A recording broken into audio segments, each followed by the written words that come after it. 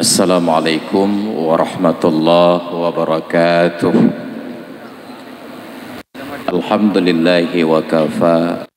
Allahumma salli salatan wa salaman ala nabiyyina Muhammadinil Mustafa wa ala alihi dhawil ulumi wal huda wa ba'du. Yang kita muliakan dan hormati bersama Wakil Gubernur Aceh Bapak Fadlullah beserta rombongan dari Provinsi, Kepala Biro, Kepala OPD yang saya muliakan dan saya hormati perwakilan Pemkab PD, hanya PD, mengeting PD yang sudah berhadir dan menjamu kami beserta rombongan Safari Ramadan ke PD. Ada 3 instansi dari Rumah Sakit Zainul Abidin hadir Bapak Dr. Isra Firmansyah, Kepala Biro Ekonomi dan Kepala Biro Umum. Juga kami mendapatkan kejutan bahwa Bapak Wagub juga hadir bersama-sama dengan kami dan rombongan. Yang saya muliakan dan hormati Khatib, Imam dan BKM Masjid Raya Labui, hadirin dan hadirat para alim ulama, guru-guru kami, tokoh-tokoh masyarakat yang sudah hadir di majelis ini. Waktu kita sebenarnya panjang tetapi menjadi singkat karena kita terburu-buru. Saya punya sebuah standar ketika diajak menghadiri acara Safari Ramadan oleh pemerintah baik kabupaten kota ataupun provinsi, akan berbicara sebanyak sumbangan yang diberikan. Kalau sumbangannya 10 juta maka bicaranya 10 menit. Ini karena sumbangannya 25 juta, 25 menit Pak Wagub. Kalau ingin disingkat nanti diambil kembali. Ada sebuah ayat Al-Quran di akhir surat Al-Ankabut. Allah Subhanahu wa Ta'ala menyatakan, wa yad'ul insanu bisyarri du'aahu bil khairi wa kanal insanu ajula. Dan manusia berdoa kepada Allah dengan hal-hal yang buruk seperti doa mereka kepada Allah terkait dengan hal-hal yang baik. Kalaulah Allah Ta'ala ikuti doa manusia yang buruk-buruk tersebut, sungguh manusia seluruhnya akan binasa. Wa kanal insanu ajula. Kenapa demikian? Karena tabiat manusia itu tergesa-gesa, mekarat-karat. Maka ada perbedaan tentang awal waktu dengan terburu-buru. Awal waktu sesuatu yang sangat relatif, tapi terburu-buru itu mengganggu semua kenyamanan dan aktivitas.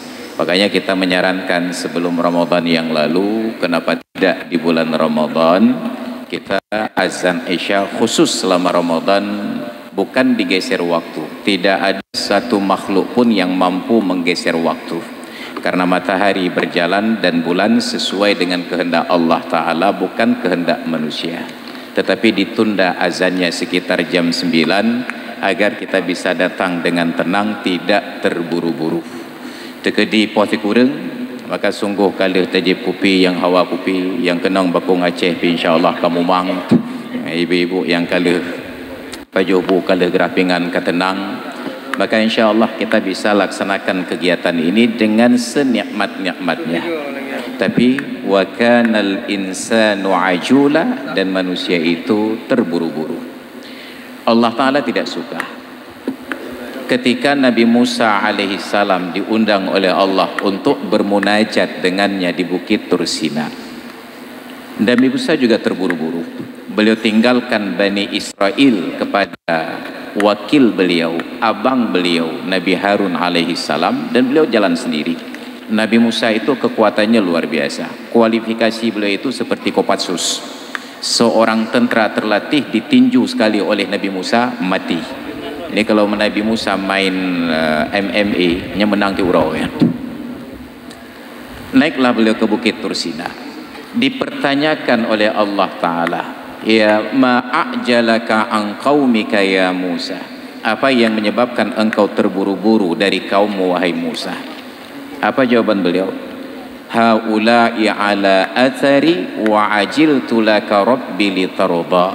Mereka wahai Tuhanku mengikuti arahan-arahanku dan aku terburu-buru supaya engkau menjadi ridha.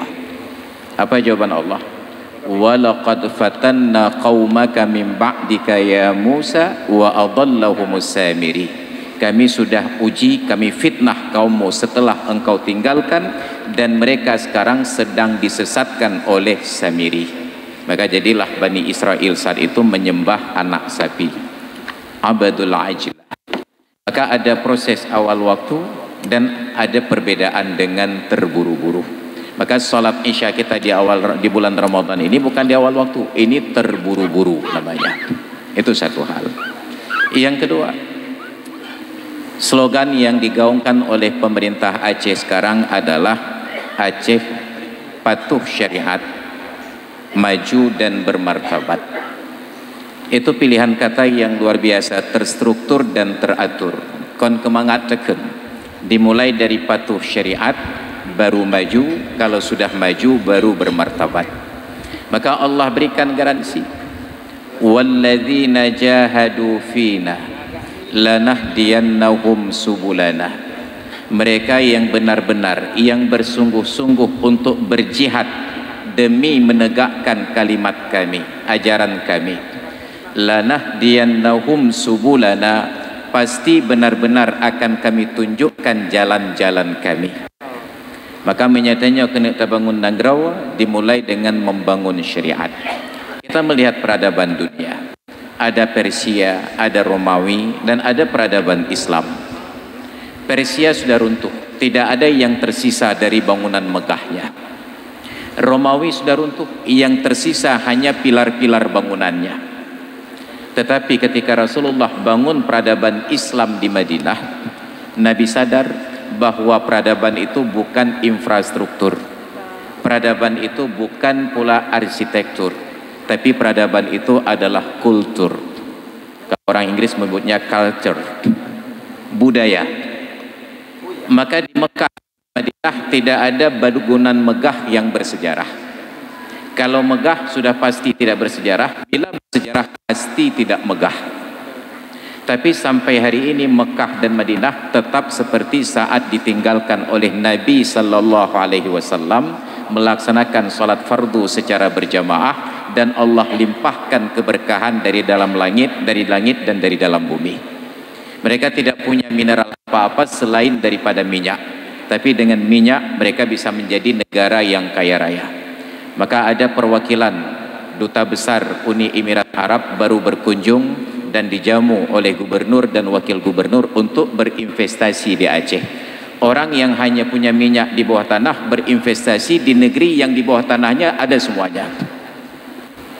Orang yang dari negeri yang gersang hanya penggembala kambing dan onta, datang ke negeri yang di atas tanahnya tumbuh semuanya, petak surga yang jatuh ke bumi.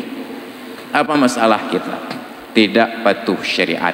Makanya Nabi Ibrahim alaihissalam ketika meninggalkan istri beliau Hajar dan putra beliau Ismail di Mekah yang gersang, tandus, tidak ada satu manusia pun, tidak ada sebatang pohon pun.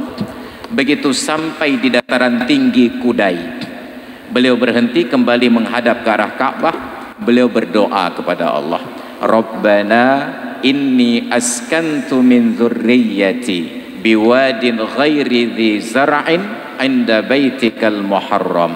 Wahai Tuhan kami, aku tempatkan sebahagian dari keluargaku, bahkan sebahagian, istri Nabi Ibrahim 2, sebahagian aku tempatkan biwadin ghairi dzi zar'in, di sebuah lembah yang tidak ada sebatang pohon pun, inda baitikal muharram, di samping rumahmu yang mulia. Apa misinya? Rabbana liyuqimus shalah, wahai Tuhan kami, agar mereka mendirikan salat. Bila misi ini berjalan, maka saya ajukan 2 proposal. Proposal yang pertama, faj'al af'idatan minan nasi tahwi ilaihim, jadikan hati-hati sebahagian manusia cinta kepada mereka. Bagaimana Nabi Ibrahim berharap manusia akan cinta kepada keluarga beliau kalau di tempat itu tidak pernah dilewati oleh seorang manusia pun. Proposal yang kedua tidak kalah anehnya, warzuqhum minas samarat, berikan rezeki untuk mereka dari berbagai jenis buah-buahan. Kiban talake rezeki buah kaya mubak kaya tan. Tapi karena misinya berjalan dengan baik, kita melihat hari ini di Mekah, di Madinah yang tidak ada perkebunan selain daripada kebun kurma, ternyata semua buah-buahan ada. Pisang raya pisang wanya nggak pisang raya. Kacang raya kacang wanya kacang raya. Yang hana cibohrin kan. Semua buah ada dan semua orang datang, termasuk dari Labui, Dapu Belau Lampung untuk tajak gede. Tapi di Aceh semua pohon tumbuh. Kita tidak punya buah-buahan. Semua buah harus diimpor, didatangkan dari Medan. Kenapa? Karena komoditas unggulan dari Aceh tidak berbentuk buah-buahan, tetapi berbentuk daun-daunan. Pohon ganja yang terbuat truk lewat insya-Allah kaya ada. Apa masalah kita? Tidak menjaga solat. Maka kalau tidak taat syariat, tidak akan maju. Maka kalau ingin maju, taat syariat. Dimulai dari menjaga solat. Tidak harus di awal waktu. Yang penting dikerjakan secara berjamaah. Maka selalu saya ulang-ulang narasi, Nabi kita Muhammad sallallahu alaihi wasallam bukanlah seorang yang disiplin salat berjamaah di awal waktu, tapi Nabi kita Muhammad sallallahu alaihi wasallam adalah seorang yang disiplin melaksanakan salat fardu secara berjamaah, baik di awal waktu, di tengah waktu, di akhir waktu, bahkan setelah keluar waktu. Tapi kita sekarang mempersulit diri sendiri, tetap harus di awal waktu, seolah-olah harga awal waktu menjadi harga mati bagi kita. Padahal di negeri ini sudah ada dua harga mati. Yang pertama NKRI harga mati, yang kedua vaksinasi harga mati. Tidak divaksin bisa mati, yang sudah divaksin mati juga. Nyata tamah tu salat berjamaah di awal waktu harga mati, padahal Allah berikan waktu yang lapang, kita persempit. Makanya kita menjadi susah hidup di Aceh. Kalau saya terpilih jadi gubernur, yang pertama program saya masuk kantor jam 8.30 biar lapang sedikit. Makanya ke depan pilih saya. Lagi mau hadipan. Kenapa? Agar ada kenikmatan hidup, ada kenikmatan beribadah. Hal-hal yang sederhana. Kalau sudah ada kebahagiaan di dalam rumah tangga, maka semua akan berjalan dengan baik. Bagaimana kita akan nikmat menjalani pelayanan di kantor kalau berangkat dari rumah saja ribut dengan Ibu Presiden. Maka saya kasihan melihat nasib para pegawai, sudah mirip-mirip jailangkung, datang tak diundang, pulang tak diantar. Waktu berangkat dari rumah menuju kantor enggak ada istri yang mengantar, waktu pulang dari kantor tidak ada istri yang menyambut. Maka setidak-tidaknya mulai dari yang perempuan yang pegawai masuk kantor lebih telat agar sempat mengantar suami, dan pulang lebih cepat agar sempat menyambut suami. Maka lega ada program dona. Ini yang kita harapkan. Maka mudah-mudahan di bawah komando Muallim dan Dikfat, kebahagiaan itu dimulai dari Aceh. Kita patuh syariat dulu, kita bahagia dulu, maju, baru saat itu kita akan bermartabat, dihargai oleh orang di semua tempat. Ini martabat Aceh. Hari ini yang tersisa martabat Aceh hanya tinggal di Kutaraja. Saya tidak katakan Aceh Raya, di Kutaraja. Coba perhatikan, kita berjalan ke arah barat Aceh, kita berjalan ke arah timur Aceh. Menan telingke dari Aceh Raya, dari Kutaraja telingke sare, mekaling-kaling laju dengan orang laki dekah berjalan. Ipedang drom. Telingke ke di belah barat, lewat perbatasan Aceh Besar, langsung berempok dengan drom. Nya yang dari arah timur itu di kilometer 75 to Cikgu Pak. Ya Pak Cikgu. Ke di barat kilometer 57 Kampung Puting, 5775 alih pusial hanya kena. Maka kita berharap dalam masa pemerintahan Muallim dan Dikfat mampu untuk menjadikan Aceh bermartabat, dan itu harus didukung oleh masyarakat. Jangan meminta. Tapi kalaupun ingin meminta harus bermartabat. Bek dong-dong babineh jalan. Belajarlah dari agen mobil. Cara menjual mobil yang bermartabat. Jangan pernah parkir di tepi jalan tulis dijual. Turun harga mobil Anda. Pakai rapikan mobil tersebut, orang akan bertanya, "Nano pulau nengku?" Baru EU madadaya. Maka jangan turunkan harga diri kita dengan meminta-minta.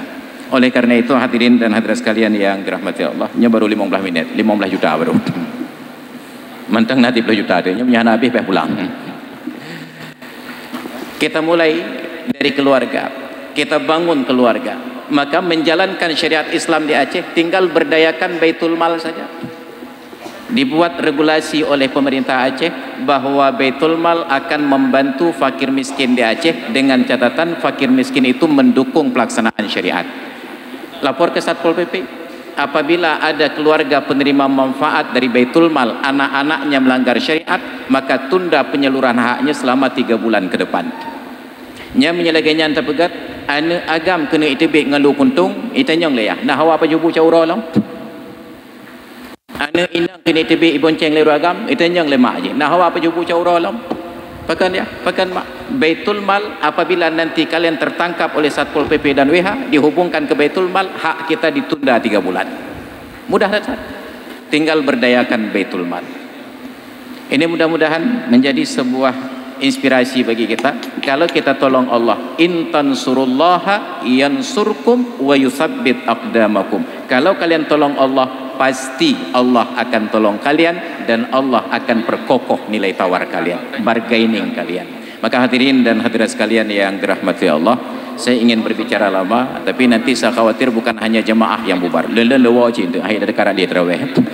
Karena tanya sama nasib kita. Maka tadi alhamdulillah salat isya kita dipimpin oleh Tengku Muslim Mahmud, dan insyaallah salat tarawih akan dipimpin oleh Tengku Muksalmina Awahab. Beliau ini walaupun ada Awahab di ujungnya, tapi pasti beliau bukan Wahabi, insyaallah. Maka hadirin dan hadirat sekalian yang dimuliakan Allah, demikian sekedar provokasi di malam ini. Mudah-mudahan menjadi inspirasi bagi kita semuanya. Mari kita bantu syariat, kita akan maju dan insyaallah kita akan bermartabat, dan Aceh akan kembali berdaulat di negeri yang berkah ini. Amin ya rabbal alamin. Terima kasih atas perhatian. Mohon maaf atas segala kekurangan. Hadanallahu wa iyyakum ajma'in. Assalamualaikum warahmatullahi wabarakatuh. Waalaikumsalam warahmatullahi wabarakatuh.